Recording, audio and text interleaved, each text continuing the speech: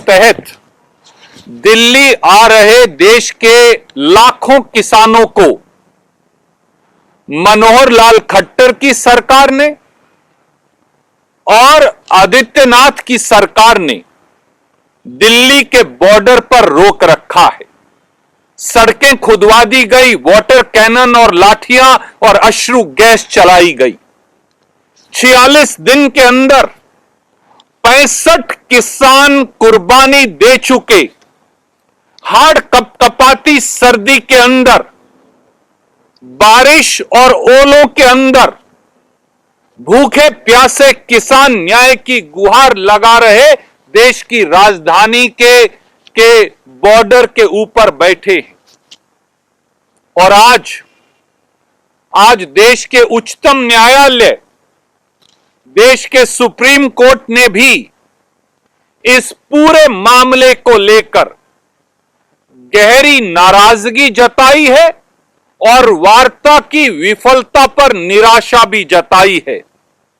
हालात ये हो गए हैं इस देश में कि देश की सुप्रीम कोर्ट को, सरकार को यह कहना पड़ा कि अगर तुमसे नहीं होता तो हम कानून स्टे कर देते हैं।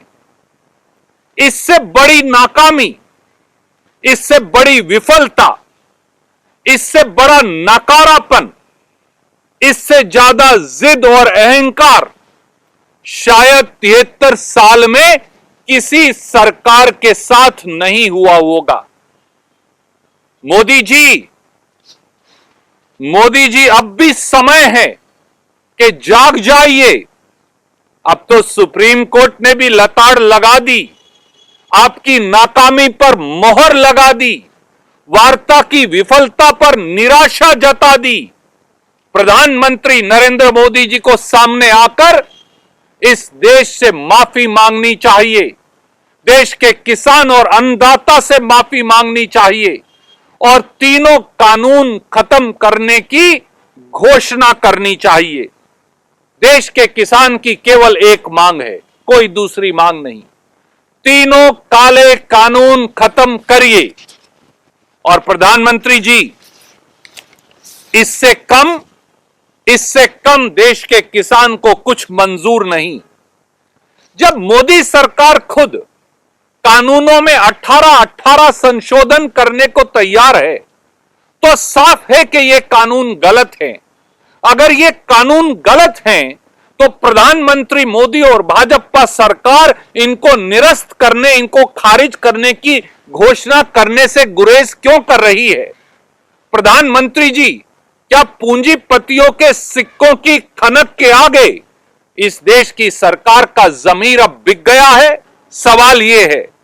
और अब तो सुप्रीम कोर्ट ने भी कह दिया, हम ये मांग करते हैं कि देश के प्रधानमंत्री सामने आए, अपना नकाब उतारे, अपना राजहट छोड़े, पूंजीपतियों का पल्लू छोड़े, किसानों का दामन पकड़े, किसानों के आंसू पोंछे और फौरी तौर से प्रधानमंत्री आगे आकर इन तीनों काले कानूनों को खारिज करने की घोषणा करें।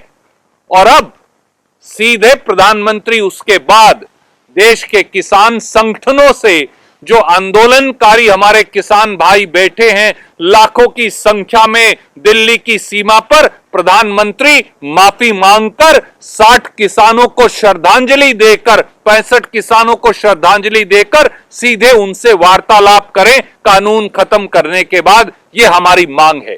कोई प्रश्न आप पूछना चाहें तो स्वागत है। एक बात और जोड़ूंगा अंग्रेजी में, क्योंकि आपने कहा तो इसलिए। India's farmers, 62 crore annadatas have been agitating now for last 3 months. For over 46 days, farmers, after notifying in a Gandhian manner to come to Delhi to lodge their protest against the 3 anti-agriculture black laws, have been sitting on Delhi's borders for the government of Bharatiya Janata Party led by Shri Manohar Lal Khattar and Shri Adityanath, at the instance of Home Minister Shri Amit Shah, dug up the national highway, lathi charge and water cannon the farmers. They have been braving extreme weather, cold weather. They have been braving incessant rain as also hailstorms. 65 farmers have sacrificed themselves. Today, even the Supreme Court expressed its anguish and its disappointment over repeated failure of talks and on failure of the government in being able to find a solution. Never in the 73 years history of this country would a government like the current one led by Prime Minister Shri Narendra Modi would have been exposed in this fashion for its arrogance, for its intemperate behavior, and for its insensitivity towards 62 crore of India's farmers. Mr. Prime Minister, the only thing that is acceptable to the farmer and to agitating farmers and India's farmers is immediate repeal of the 3 black laws. Nothing short of it is acceptable to India's farmers, and nothing short of it will prevail. So we call upon the Prime Minister to come forward to shed the crony capitalist for whom he has enacted these 3 black laws, and to stand with India's farmers to understand their anguish and suffering, and to immediately announce repeal of the 3 black laws. Prime Minister should apologize not only to the families of 65 farmers who have sacrificed themselves, but to 62 crore andatas of India. And Prime Minister should thereafter speak to the farmers himself. Nothing short of it is acceptable to India's andatas. Any questions, you're welcome to ask.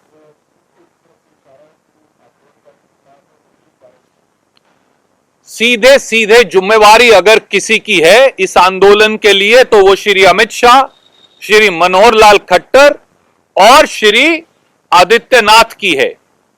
किसान जबरन नहीं आए। क्या किसान को देश की राजधानी में आने का अधिकार नहीं? गांधीवादी तरीके से पूर्व घोषित कार्यक्रम के तहत ये सारे किसान भाई दिल्ली आकर सरकार को अपना विरोध जताना चाहते थे। सुप्रीम कोर्ट कानून और संविधान की रक्षक है, हम सबका उनमें विश्वास है। और अगर कोई गांधीवादी तरीके से देश की राजधानी में आकर विरोध दर्ज करे तो सुप्रीम कोर्ट भी इसका समर्थन करेगी, क्योंकि यही प्रजातंत्र की विरोध प्रकट करना प्रजातंत्र का मूलभूत सिद्धांत है। परंतु सड़कें किसने खुदवाई? अमित शाह जी, मनोहर लाल खट्टर और आदित्यनाथ जी ने। वो बैरियर किसने लगाए? भारतीय जनता पार्टी की सरकार ने। वहां पर बजरी, ईंटें और दूसरे पत्थर किसने फेंके? भारतीय जनता पार्टी की सत्तासीन सरकार ने। पुलिस लगाकर किसानों का रास्ता रोका किसने? भारतीय जनता पार्टी की सत्तासीन सरकार ने। इसलिए सुप्रीम कोर्ट के निर्णय के अनुरूप अमित शाह जी पर, मनोहर लाल खट्टर जी और दुष्यंत चौटाला पर और आदित्यनाथ पर सड़कें रोकने, व्यवसाय का नुकसान करने, सरकारी संपत्ति का नुकसान करने का सुप्रीम कोर्ट को संज्ञान लेकर मुकदमा दर्ज करना चाहिए। मोदी जी, अगर ये सारे किसान भाई आकर रामलीला ग्राउंड पर बैठ जाते या जंतर मंत्र पर बैठ जाते तो ना ट्रैफिक बाधित होता, ना किसी को तकलीफ होती, ना कोई नुकसान होता, ना किसी प्रकार के यातायात में किसी प्रकार की रुकावट होती। तो इसलिए प्रधानमंत्री और गृह मंत्री इस बाधा के लिए जिम्मेवार हैं। हमें विश्वास है कि सुप्रीम कोर्ट प्रधानमंत्री और गृह मंत्री और दोनों हरियाणा और उत्तर प्रदेश के मुख्यमंत्री के इस राष्ट्र विरोधी कदम का संज्ञान अवश्य लेगी। I have a question that I had received, so I'll answer that also from a colleague who's watching on YouTube. And that question was, I'll just first repeat that question since I received it as I was coming up. The question was that why do you one second. The question is, why do you feel that this fight cannot be sorted out in the Supreme Court, and why should the Supreme Court not constitute a committee? That's the question. Well, in our democracy, executive is supreme in terms of framing of laws, and the honorable high courts and the Supreme Courts are supreme in interpretation and looking at the validity of the laws, which is first, the Supreme Court has not ordered constitution of any committee so far. So why should I comment upon an order that has not been passed by the Honorable Supreme Court as yet? Secondly, is there a committee higher than the high-powered committee constituted by the government of the Ministers' Committee? They have already spoken in 8 rounds to the farmers, but the attitude of the government is that they will not repeal the black laws. This is not a legal issue. This is not a legalistic issue at all. This is a fight for lives and livelihoods. This is a fight for survival of 62 crore farmers. It's not a legal issue. We respect the Honorable Supreme Court and its concern for the welfare of the farmers that it has expressed. But ultimately, repeal of the laws and the discretion to repeal the laws, which an autocratic Prime Minister and his government have made in order to help his crony capitalist friends, lies at the doorsteps of the government and not the Supreme Court. To put it very very briefly in Hindi, ये लड़ाई कानूनी नहीं, ये लड़ाई जिंदगी की लड़ाई है, ये लड़ाई अस्तित्व रोजी रोटी की लड़ाई है। हम माननीय सुप्रीम कोर्ट का सम्मान करते हैं कि उन्होंने किसानों की भीषण समस्या को लेकर सहानुभूति जताई, परंतु अभी तक सुप्रीम कोर्ट ने कोई कमेटी बनाई ही नहीं, और जो ऑर्डर सुप्रीम कोर्ट ने किया नहीं, हम उस पर टिप्पणी क्यों करें। पर एक बात साफ है, क्या मंत्रियों की कमेटी से बड़ी भी इस देश में कोई कमेटी हो सकती है वार्तालाप के लिए? देश के कृषि मंत्री और देश के दूसरे मंत्रियों के समूह ने जो वार्तालाप की वो कमेटी ही तो है। पर सरकार बेईमान है, मोदी सरकार की मंशा में साजिश और षड्यंत्र है, और इसीलिए वो ये 3 काले कानून खत्म करने को तैयार नहीं। ये लड़ाई कानूनी नहीं, ये लड़ाई किसान जिंदगी की लड़ाई लड़ रहा है, और जिंदगी और अस्तित्व की लड़ाई का निर्णय तब होगा जब प्रधानमंत्री देश से माफी मांगकर इन 3 काले कानूनों के खात्मे का निर्णय करेंगे और खुद आगे आकर किसानों से बात करेंगे। धन्यवाद।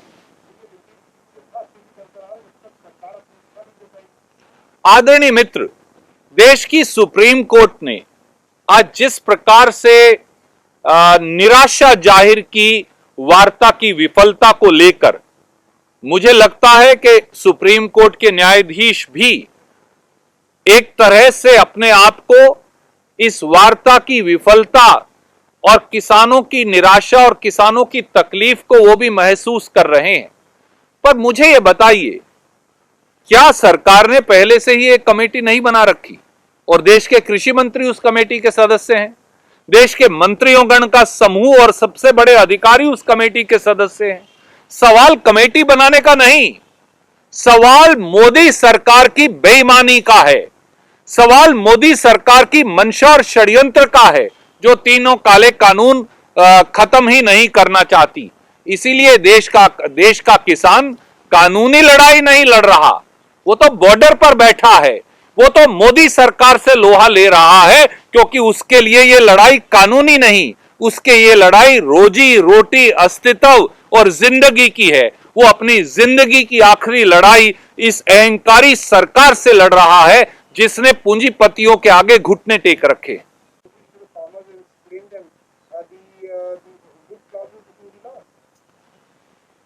The fraudulent acts of Bharatiya Janata Party and its leaders attempting to dupe and deceive India's farmers will not work. India's 62 crore farmers, irrespective of region, religion, caste or creed, have come together to fight for their survival. It's not a Congress versus BJP fight. It's not a press conference oriented fight. It's a livelihood fight. Prime Minister Modi and BJP government are snatching away the lives and livelihoods of the farmers. That's why we say constantly, it's neither a legalistic issue nor a constitutional issue. The issue is even bigger than India, bigger than that, and that is the issue of survival of the farming sector per se and the lives and livelihoods of the farmers. And these fraudulent press conferences in order to dupe and deceive and to create an atmosphere through media will not work at all. For on the ground, farmer has understood that this government is subservient to the handful of crony capitalists and wants to sell off the 25 lakh crore agri commodities trade to 4 or 5 people so that then they can dupe and deceive all 130 crore people of this country at their whims and fancy.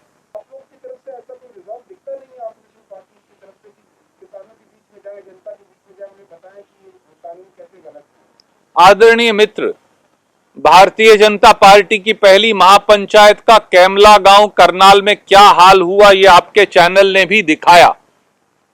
सच्चाई ये है कि Bharatiya Janata party किसानों से धोखा और षड्यंत्र करने की कितनी भी साजिश करे, देश का किसान, गरीब और खेत मजदूर ये जान गया है कि सिक्कों की खनक के आगे मोदी सरकार ने अपना सर्वस्व बेच डाला है और वो खेत खलिहान और रोजी रोटी को चंद पूंजीपतियों को बेचना चाहती है और किसान और मजदूर और गरीब कभी स्वीकार नहीं करेगा।